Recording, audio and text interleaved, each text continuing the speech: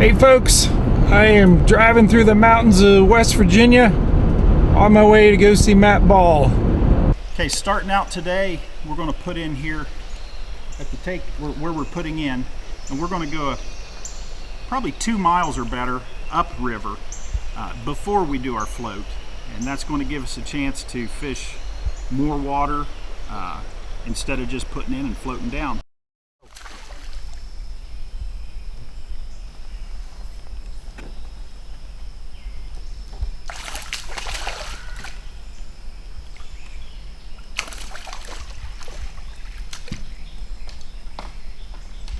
Right on the bank. Shoot. Shoot. So what I did right there, I just caught a fish, just measured it, and at the end of the day I'm going to need to sift through these fish. So I take a picture of something, just make a blank picture. That way when you're scrolling through your pictures you can go through, and because I take quite a few pictures of each fish, and you don't want at the end of the day to not know if that's 1 fish or 3 fish. So I just separate each fish grouping with a blank picture. And this one is 16 1/4. So I have about 4 pictures of her. So I'll let her go.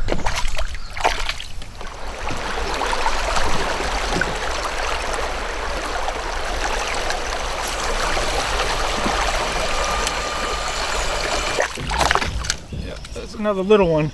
We've caught plenty like this today. Lots of them. And I'm actually excited with this pool that we're in because I had a big fish follow up at the head of it, which is a good bit behind us. And I'm looking downstream, and what I see is a lot of unbroken water. And on these small rivers, that's where those are the pools that can grow fish that are bigger than that. You've said historically I've seen big fish in this pool. You've seen them up to what, 21 and a half? In this river. In this river. Below this. I think it's a matter of how much hunting range do they have in summer. Yeah. Like how far can they run? If they're closed off by a riffle at the top and the bottom and they can't run that far, there's not that much hunting range.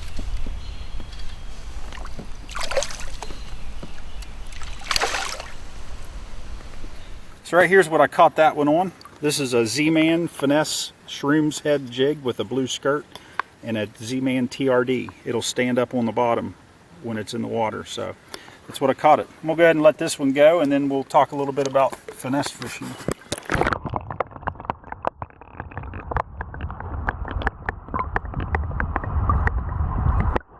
So there he goes for somebody to catch again. So right there is the bait that I've caught quite a few on that today. Basically I'm not hopping it, I'm more of a drag, casting, dragging, and it's standing up, and caught quite a bit on that. What helps it to stand is that floating TRD plastic, and I've had a lot of success with that. On the way down, I did a live feed on Facebook and put out, hey, what questions do you have? You know, what do we need to know from Matt Ball in terms of tournament fishing or just in general? But I got him here, and we're going to go through a couple of them. Nathan Green asked, let's say that there's a good spot that holds big fish and there's not another good spot around, and you find in a tournament that it's getting hammered already. That's very common with a lot of the tournaments I fish with, especially Mountain State kayak anglers. We fish a lot of smaller reservoirs, and there are well-known good spots, and they do get hit. And a lot of times the difference between you winning a tournament or placing in a tournament is going to be you getting to that spot first. So that's one thing that I would do in that situation. If I knew there were good fish and that's where I wanted to be, I would do everything in my power to be the first one there that day. You don't want to be the guy that shows up when everybody else has already been hammering it. Here's Here's a question from Matthew Chapman, and I guess you're asking both of us because you addressed me. Jeff, my question is, how do you approach tournament morning if you have had limited success pre-fishing or no pre-fishing at all? That's what I did in the KBF Open. I didn't have the vacation time, and I went down there, and what I started with is I trolled. You know, if you haven't pre-fished, you have to unfortunately fish the tournament as though you were pre-fishing, and that involves straining a lot of water. And for me, that was trolling a crankbait, and that worked for 2 good fish early in that tournament. But I don't know, what are your search baits that you use during pre-fishing? Really, when I'm pre-fishing, I do a lot of my searching without casting. I'm looking for certain things that I'm comfortable with. If I'm going to a lake that is unfamiliar to me, I'm going to spend the most time trying to find the place that looks like something that I'm used to.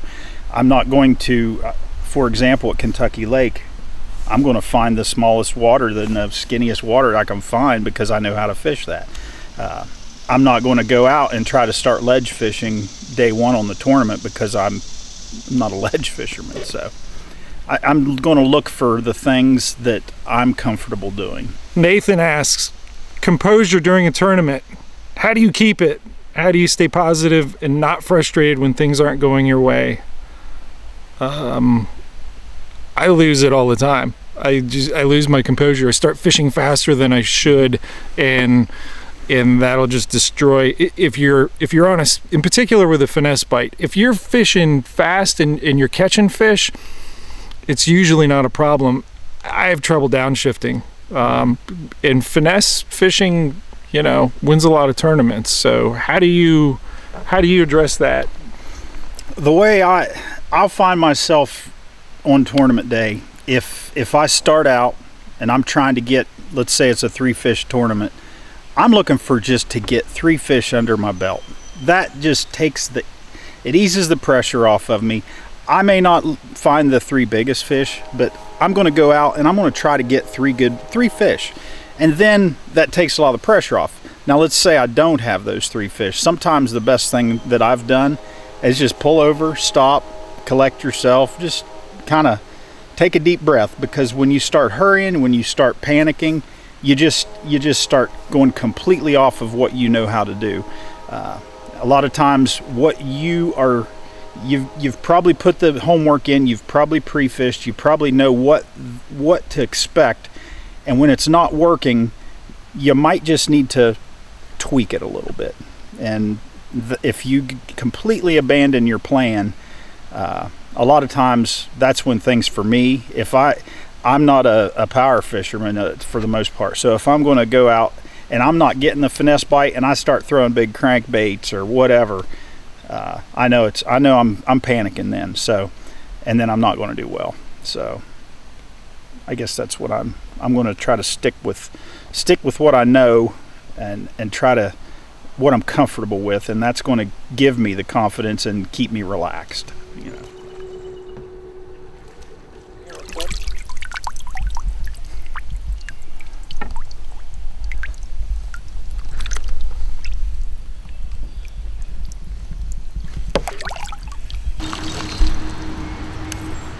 With this Torpedo in reverse, what it really enables me to do is to slow my drift down when I'm floating in a stronger current. And today we've got a fair amount of current in a lot of these places, so just by bumping it in reverse and then just feathering it with my feet, I'm able to slow it down a little bit to where I can fish.